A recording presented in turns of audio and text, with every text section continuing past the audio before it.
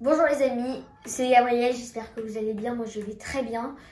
Aujourd'hui on va vous présenter les Felzuma qui sont juste là dans les boîtes. On va les mettre dans le terrarium, on va vous dire toutes les nouveautés qu'il y a dans le terrarium. Parce que oui, il y a des nouveautés et on va faire tout ça en vidéo.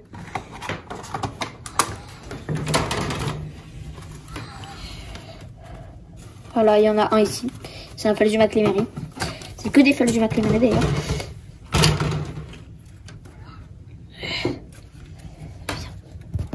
Allez, c'est petit. Voilà. Et 2. C'est bon pour le deuxième. Voilà, c'est fait pour le troisième. Et c'est bon pour le dernier. Donc ici on a la plante qui était toute petite dans la première vidéo, qui a grandi énormément. Ici on a des plantes qu'on a vu au début de la vidéo. Cet arbre là, cet arbuste là, vous l'avez sûrement remarqué, il a bien poussé, il s'est bien développé, il faudra peut-être le tailler. Cette plante là pareil, les pothos, on en a reçu du coup. Ensuite on a une dendrobate, une nouvelle dendrobate. Je vais essayer de vous la montrer. Elle est sûrement sur la noix de coco, je vous la montre. Si elle y est, hein. Ah oui, elle est là.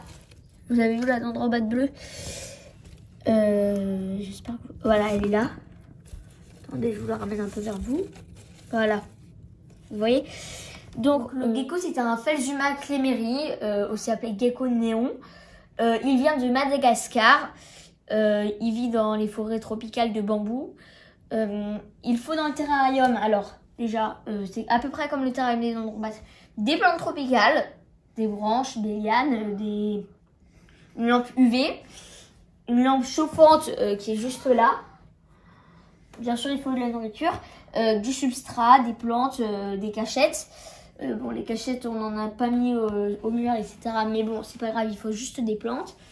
Bien sûr il faut aussi, pour avoir des Felzuma, le Felzuma, hein, c'est obligé.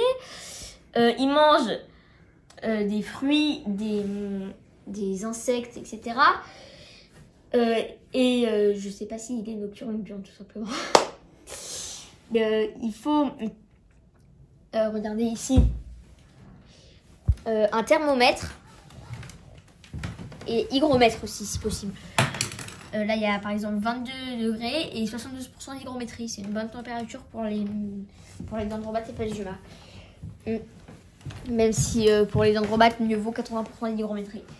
Bref, il y a aussi les plantes, la noix de coco. Sous la noix de coco, il n'y a que les dendrobates qui y vont. Les Felzuma, je suis sûre à 90% qu'ils iront jamais. Sinon, ils peuvent y aller, hein, mais je sais pas. Donc, on va les nourrir. Donc, les Felzuma, c'est des arbres omnivores. Donc, dans la nature, ils vont et en captivité aussi. Hein. Ils vont se nourrir de fruits et d'insectes. Tout simplement. Aujourd'hui, on va leur donner du répachi. On l'a ouvert pour voir ce que c'était. C'est de la poudre de fruits ici, parce qu'il y a du répachi d'insectes, etc. C'est de la poudre de fruits. J'ai l'impression que c'est des bananes ici, parce que ça sent la banane. Donc, on va le nourrir là-dedans ou là-dedans, je sais pas. Ça se mélange avec de l'eau et ensuite ça devient un genre de gelée qu'on donne, tout simplement. C'est pas dur. Par contre, faut pas trop en donner parce que sinon l'animal devient accro. Donc on ne donne pas trop. Donc on va les nourrir. Allez, j'ai préparé le répachi. Je crois que c'est prêt. Je crois. Hein. Donc, je vais commencer par l'orange. Hop. Hop, il commence à lécher.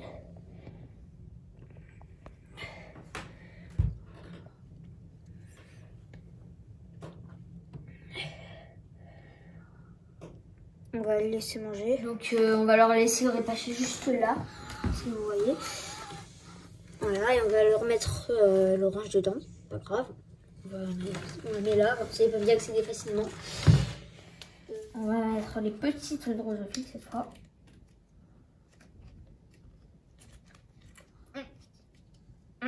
C'est long. C'est long et c'est dur.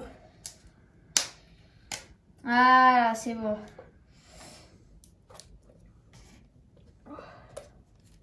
On ouvre et on les met. Bon, cette fois, on va les donner au Feljumac. Juste, faut bien repérer un. Ici. Ah bah, il a repéré une bouche. Bon. Oula. Et voilà, il les a vus. On va le laisser manger, hein.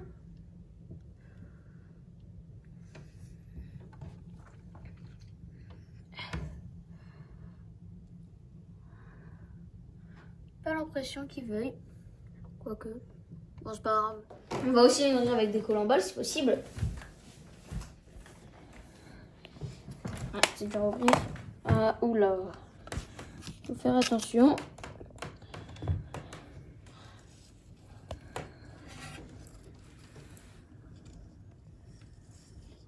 J'en ai sur les doigts.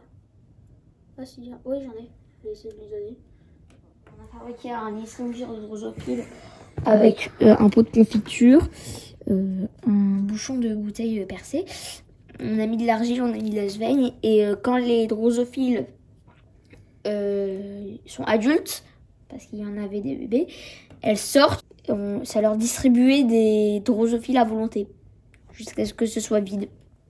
Merci d'avoir regardé la vidéo. Abonnez-vous, mettez un pouce bleu et au revoir.